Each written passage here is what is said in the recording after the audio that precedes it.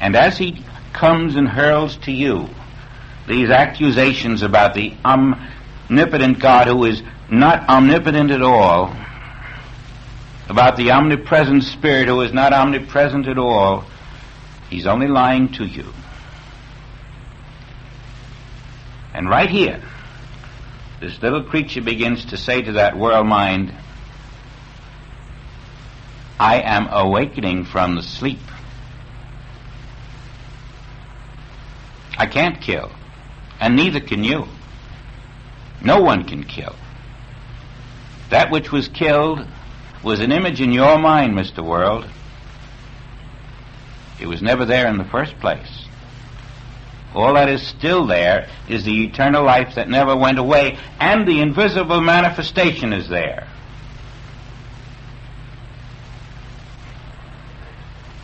And don't be surprised when you know this if you don't talk to that invisible manifestation.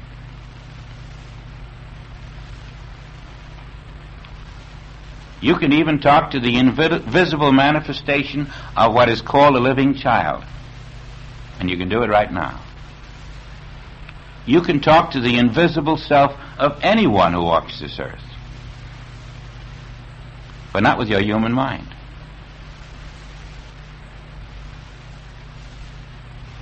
You find, as you are in this great inner freedom, where you're sort of hovering, not in a form, that you feel this communion with the supreme and only intelligence of the universe, in which I am not only one with the Father, but I am one with all that is the One. And in this communion, whatever is needed flows. Not just a fourth or a fifth dimension, but infinite dimensions. Mr. World, mind cannot enter when you are in the consciousness of truth.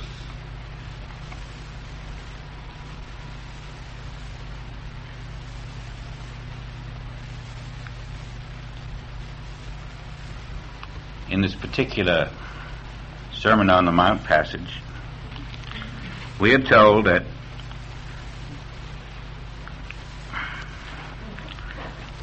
if we do not become conscious of world mind, lest at any time the adversary deliver thee to the judge, and the judge deliver thee to the officer, and thou be cast into prison.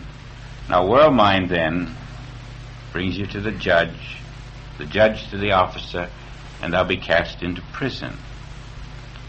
And this is the degree of acceptance of world mind. You make a judgment on it. Your human mind makes the judgment. Then you're passed on to the officer, who executes the act that you judged you had to do. And then because of your act, you're in the prison of false belief. It's a process, a psychological process that occurs. Finally, you're in this belief. This one's sick, this one's dying, this one's hurting, this one's lacking, this one you have sympathy for. That's the sequence. First, the world adversary made you judge.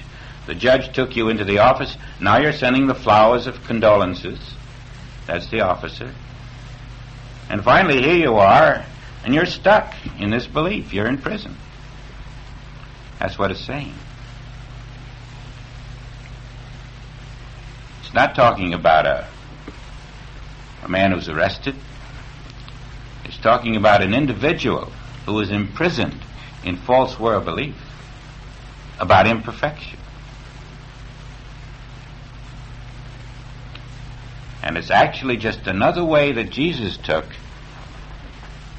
to express what Moses had taken, to say, thou shalt not kill. Thou shalt not this, thou shalt not that. But the Christ in Jesus says, it's the world mind that's causing these things. They're imaginary. And behind all this imaginary imperfection is the imaginary matter of the world. There is no life in an atomic form. You can discover all the atoms of the world. There's no life in them. Because the life in them is strictly the world-mind concept of the one unseparated, indivisible, eternal, spiritual you. Now we want to come to grips with Mr. Adversary.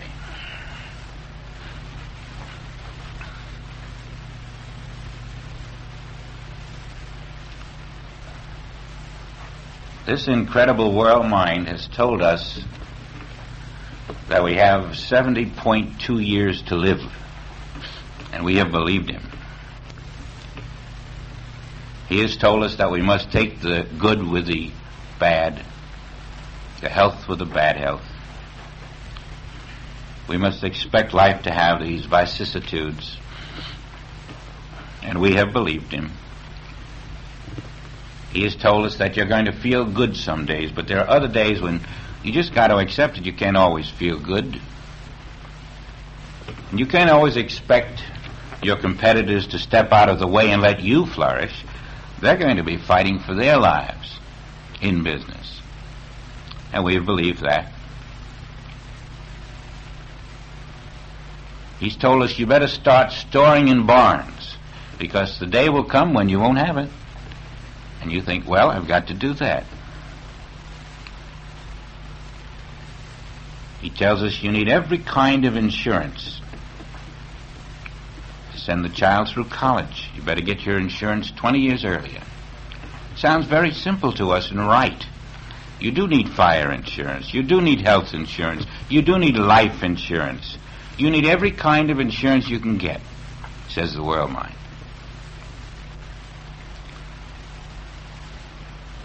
And I even have students who are horrified at the thought of not having those insurances. My God, how could they survive if without that protection? And yet, we do not believe in omnipotence, do we? You see how at all points it is revealed to us of our own self-deceit? We don't believe in omnipotence at all. It's a nice word. It's comforting. Now, the minute I don't believe in omnipotence, I'm committing adultery.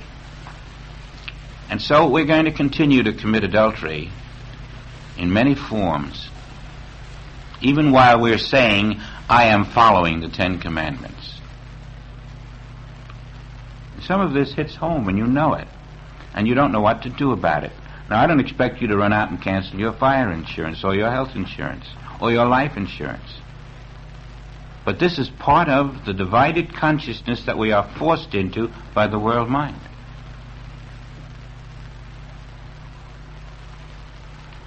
We lay up in barns.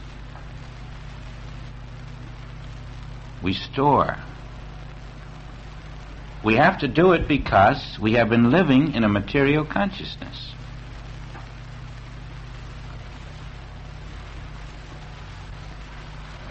We are not free of the world mind concept in us, and you cannot do it just by deciding to be free. Don't think that I'm trying to make you determine through willpower that I'll do this and I'll do that. It has to come through the inner release.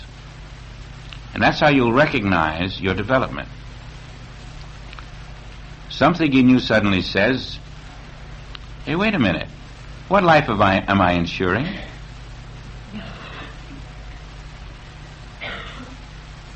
Have I taken out insurance on God's life or a personal sense of life? And there it is staring you in the face and you can't deny it. You're in duality.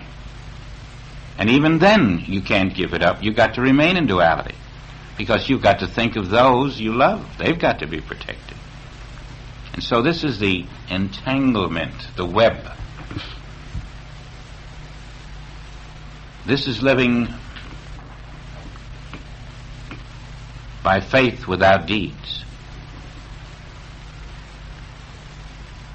Now, there must be another way. There must be another way, a way that fulfills the commandments.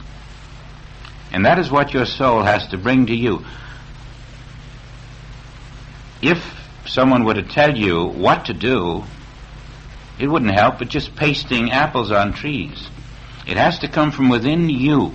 Something within you has to show you a better way, a way out of the dilemma of duality, a way in which you do not continue in self-deceit, pretending one thing while you're doing something else.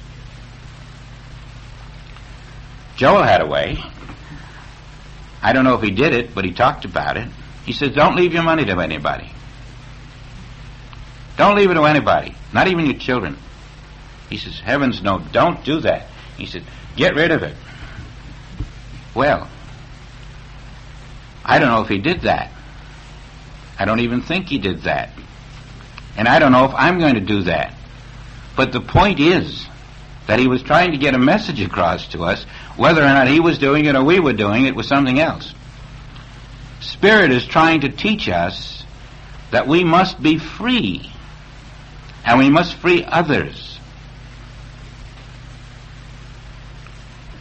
And even though I cannot give you an answer on how to be free, your spirit can, your soul can.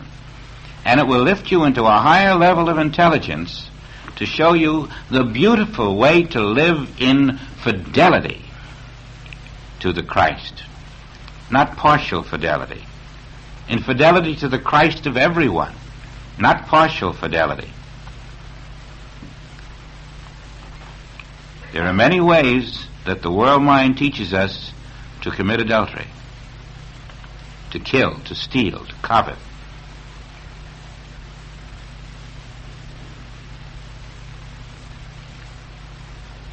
Solomon was very wise because when there was no human solution, he found a spiritual solution. And when we are, with our backs to the wall in front of the firing squad, we need a spiritual solution. There is no human solution. And it's only in those situations where two objects are colliding and neither will give way that you find the third way, the middle path, between good and evil. There's something beside good and there's something beside evil, between them both. That middle path. As you remember, many of you have said, Joel has said something on page 27 in this book, but on page 34 in a book 4 years later he says something that's in direct contradiction, or even on the same page sometimes. But it was only in contradiction because we were in a material sense. And lo and behold, after bulling our way through that material sense and rising above it, here are these two things that were contradictory which weren't at all. And you will find that same contradiction on a larger scale when you rise above the material sense of life and really shake it off. You will find solutions that free you. And you'll feel good. You'll feel right about it.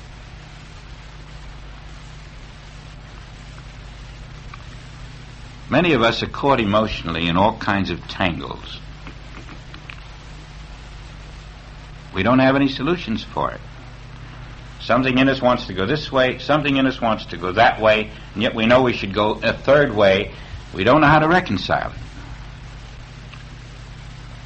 Our ambition outruns our capacity sometimes. And yet, that's what I mean by two objects that are about to lock horns.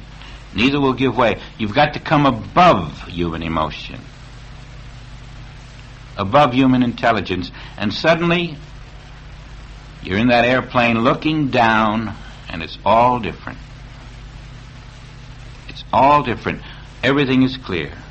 You know what to do. Soul says, I am the way. Turn it over to the Christ.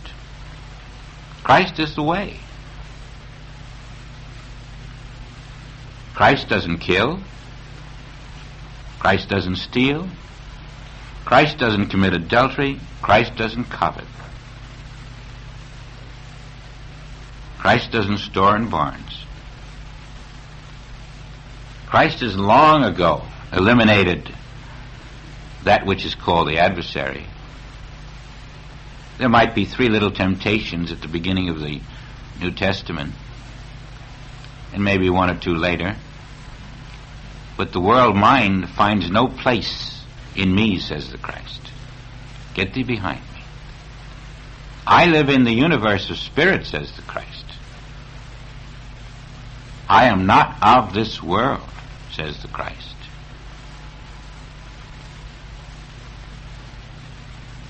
Don't you see me looking at you from the faces of everyone you look at? Can't you see me looking out of their eyes at you? I am the Christ. I am there. I am staring at you. I am looking at you from below and from above and from behind and in front of you. Always. Don't you recognize me? Give me to drink. I am thirsty.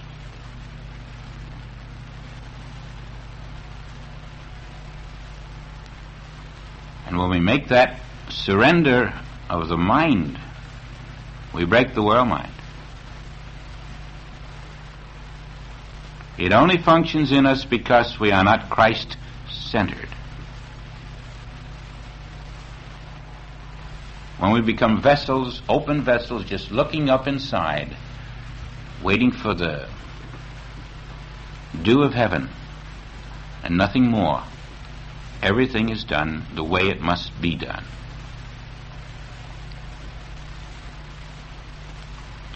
And so I would like you to see that the 6th commandment, the 7th commandment, the 8th commandment, and the 10th commandment represent all of the ways in which we allow the world mind to fool us, when there is none of that in the spiritual kingdom of God on earth. Agree with thine adversary. Get into that plane and fly up above the world mind until it is dissipated, above the conditions it presents.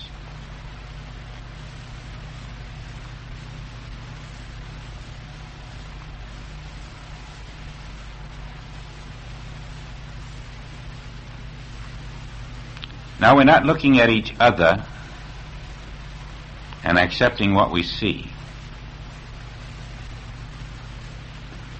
We're not walking in a world mind form. This we refuse to do. If I walk in a world mind form, I'm saying to the world mind, kill me, kill me. You will eventually, so do it now. If I walk in a world mind form, I'm saying to my neighbor, rob me, rob me.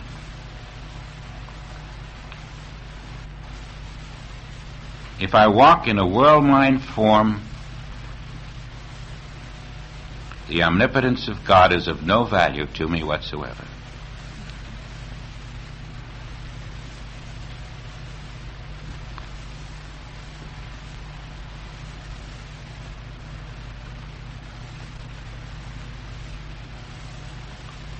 So the prodigal starts homeward, away from the world mind. That mind in us, which we had trusted, is the servant of the world mind. That mind in us is the mind that sees what God did not create, because the world mind functions this individual mind. They are one and the same.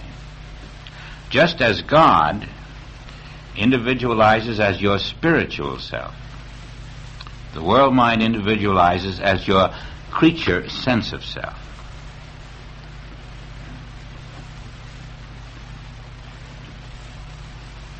Ignore it, and You are violating the only truths that can place you where you belong.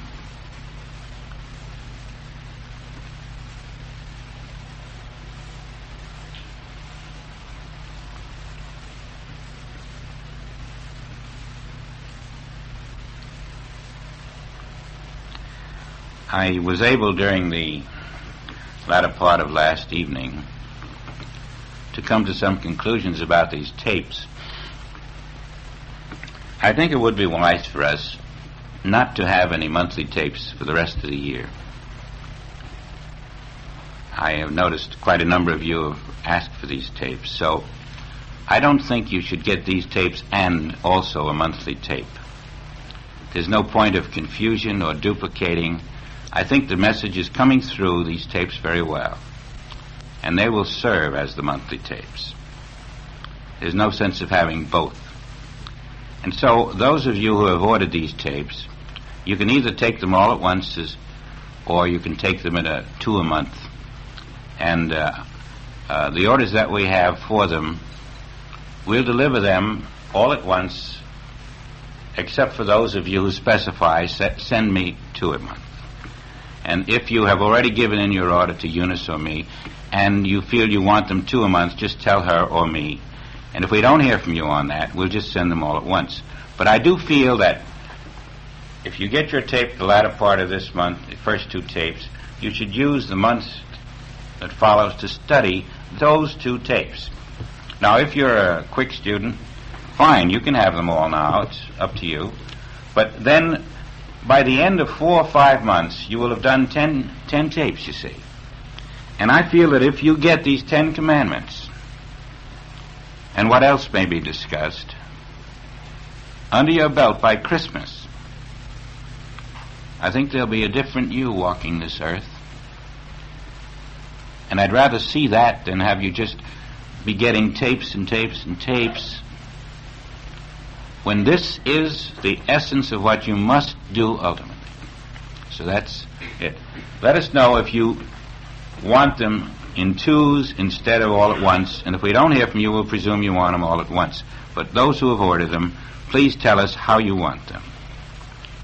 And those of you who are on the monthly tape list, I regret that there will be no more monthly tape lists, and I just reached that conclusion within the last 10, 15 hours. I just feel that you have something more important right at this point. I would say, though, that the monthly tapes will begin again right after Christmas, so that in January, automatically, you'll get your monthly tape if you're on that list. All right. Now, let's see. We have taken care of the dinner for tomorrow night, presumably, the airport bus, and the tapes. We have 2 classes to go. We're going to do the 9th commandment tonight. Do not bear false witness. And then, I presume, it will lead to whatever our 10th class is going to be. If you want to be giving some thought to the 9th commandment, you might find that will prepare you for that which is called bearing true witness. That will complete the commandments and leave us tomorrow as a soul day, because having completed the 10 commandments should lead us to soul awareness. And so this is the sequence that we'll be following. Have a wonderful day.